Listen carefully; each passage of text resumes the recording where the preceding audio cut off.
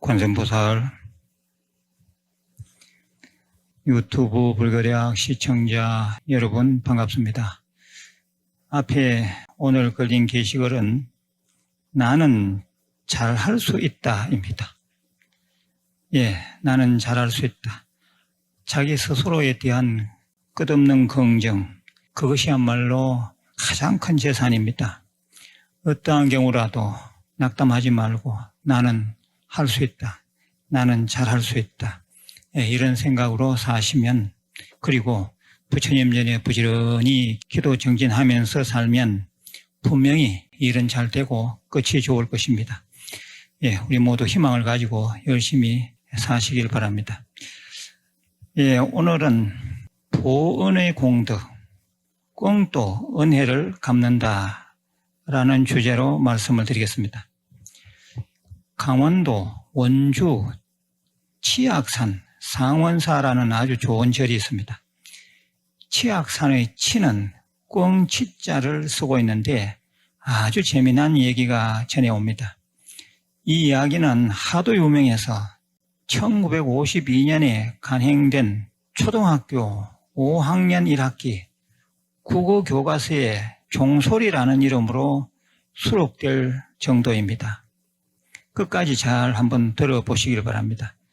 한선비가 과거 시험을 보려고 한양으로 가던 중에 치악산 산자락을 지나게 되었습니다.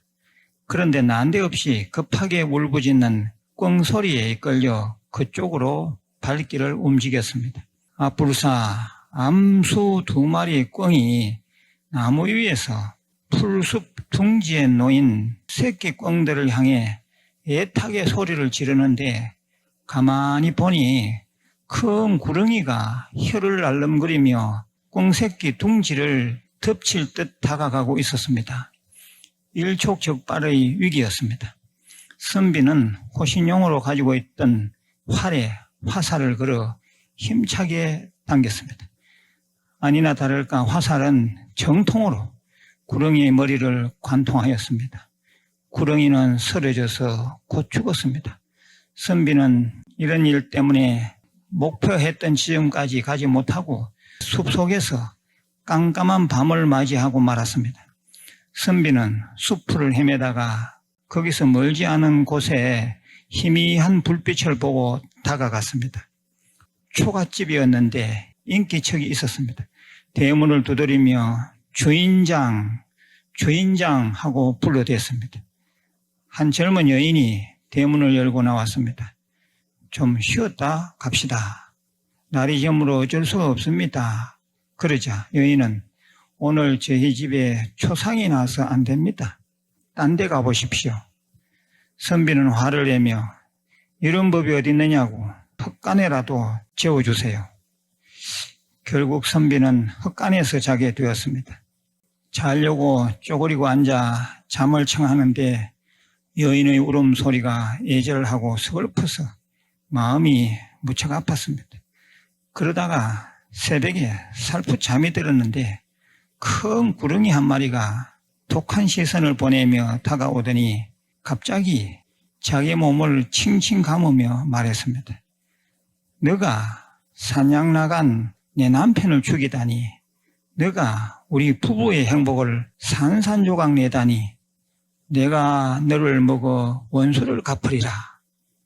음성을 들어보니 지금 자고 있는 집 주인 여자였습니다. 주인 여자가 구렁이였던 것입니다. 선비는 숨이 막혀 죽을 지경에 처하면서도 사정 얘기를 했습니다. 내가 낮에 너의 남편 구렁이를 죽인 것은 꿩새끼에 대한 측은지심이었지 다른 의도는 없어서 한 번만 봐주시오. 나를 죽인들 죽은 남편이 살아오지는 않지 않소. 나를 살려주면 천도제를 잘 지내서 명복을 빌어주겠소. 그러자 목을 칭칭 감고 있던 구렁이가 남편의 명복을 빌어주겠다는 말에 혹했습니다. 그리고 제의했습니다. 그래, 반가운 소리다.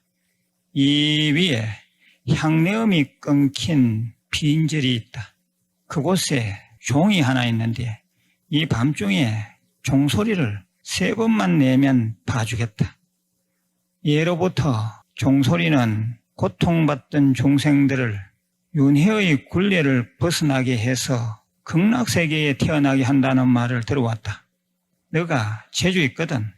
저 위의 상원사 빈절에 있는 종소리를 좀 내보아라. 선비는 참으로 난감하였습니다. 빈절에, 그것도 이 밤중에 종을 칠 사람이 없을 것인데 하면서 자포자기했습니다. 그런데 그때 왕 하는 종소리가 났습니다. 몸을 감고 있던 구렁이가 멈칫 놀라면서 이럴 수가 하였습니다. 2번째 종소리가 또 났습니다. 3번째 종소리가 들리자 구렁이는 부처님 갚이로다. 불은이로다 하고는 몸을 풀고 사라졌습니다. 불은은 부처님 은혜의 말입니다. 선비가 정신을 차리고 보니 집은 온데간데 없고 풀숲에 허탈한 듯 앉아 있었습니다. 선비는 날이 새자마자 곧바로 상원사 빈절로 올라갔습니다. 종각에 이르자 정말 믿기지 않는 일이 벌어져 있었습니다. 어머니 꿩 까투리, 아버지 꿩 장꿩 등 어제 늦은 오후에 새끼 꿩 둥지에서 울부짖던 부부 꿩이 쓰러져 죽어 있었습니다. 종에는 피가 묻어 있었고 꿩의 부리는 다 망가져 있었습니다. 선비는 자기를 위해 목숨을 아끼지 않은 꿩 부부의 큰 감동을 받았습니다. 그래서 그 선비는 상원사 절이 어느 정도 중창될 때까지 머무르다가 몇 년 후에 미뤄뒀던 과거 시험에 다시 도전하여 합격하였답니다. 그래서 명관이 되었다고 합니다. 상원사에 가보면 보은종 유래비가 세워져 있습니다. 유튜브 불교대학 시청자 여러분, 얘기가 좀 재미있었나요? 그런데 이 얘기는 하도 유명해서 이 사람 저 사람 각색을 하다 보니 내용이 다른 경우도 있습니다만 전체 줄거리는 똑같습니다. 꿩이 까치로 등장하는 등 차이가 있습니다. 이는 마치 상원사가 하도 역사가 오래되다 보니 신라 문무왕 때 의상스님이 창건했다는 설과 경순왕 때 무착스님이 창건했다는 설이 같이 있는 것과 비슷합니다. 유튜브 불교대학 시청자 여러분, 여기서 중요한 포인트는 미물이라도 은혜를 줬으면 갚는다는 사실입니다. 불교에서 말하는 이 보은, 은혜 갚는 이 일은 참 중요합니다. 우리가 더운 여름날 내내 백중천도제를 잘 지냈습니다. 보은의 의미가 큽니다. 조상연가, 인연이 있었던 연가에 대해서 은혜를 갚고자 해서 제를 지낸 의미도 있습니다. 그렇게 해서 다시 연가들은 제를 지낸 우리들에게 또 은혜를 베풉니다. 은혜도 서로 주고받으며 순환합니다. 세상에 공짜는 없는 것입니다. 이 얘기를 통해서 우리 불자들이 또 하나 알아야 할 것은 우리나라의 거의 모든 산천의 이름들이 다 불교와 관계되어 있다는 사실입니다. 대한민국의 불자들은 본인이 불자라는 것에 대한 자부심을 가져도 좋습니다.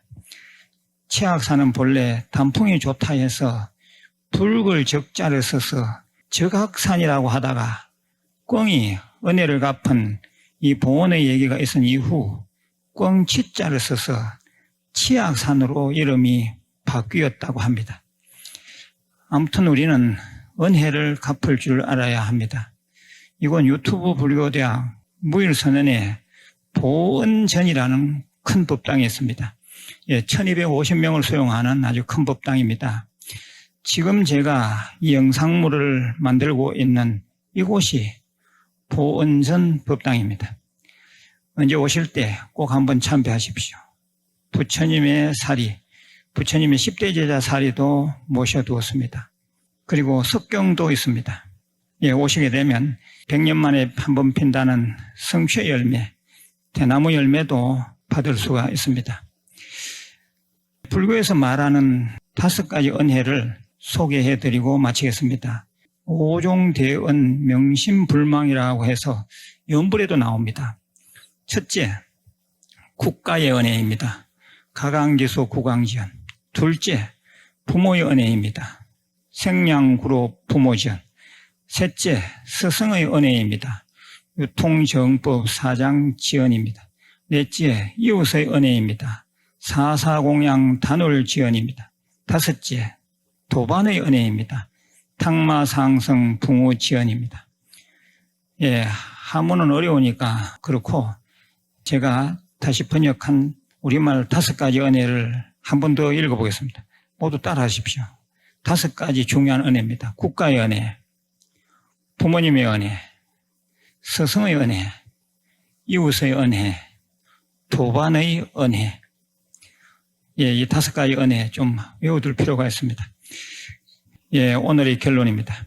결론인데 짧습니다. 모두 따라해 보십시오. 은혜를 저버리지 않으면 복 받는다.